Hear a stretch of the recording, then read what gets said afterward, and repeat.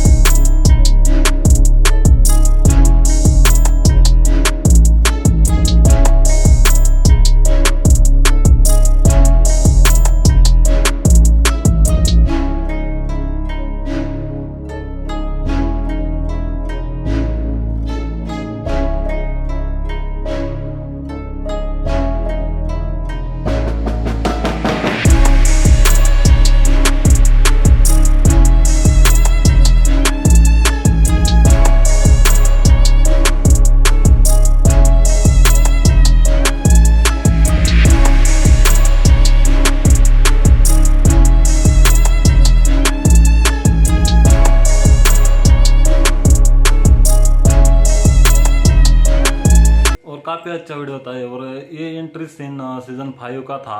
और उसमें जो गोंडोगडू है उसकी एंट्री सीन बताया है। मतलब जो जब वो आए तब बमसी भी बहुत खुश थी और सभी मतलब बहुत ही खुश थे और माशाल्लाह, हाँ माशाल्लाह कह के पुकार रहे थे।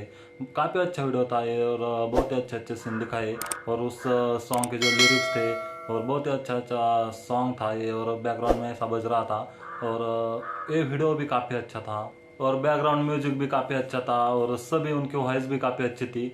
तो बहुत ही अच्छा ओवरऑल वीडियो था। आपको कैसा लगा बताइए और ये वीडियो हमने ग्रीन प्रोडक्शन चैनल से लिए, उनके चैनल को भी सब्सक्राइब कीजिए। आज की वीडियो कैसी लगी कमेंट करके बताइए।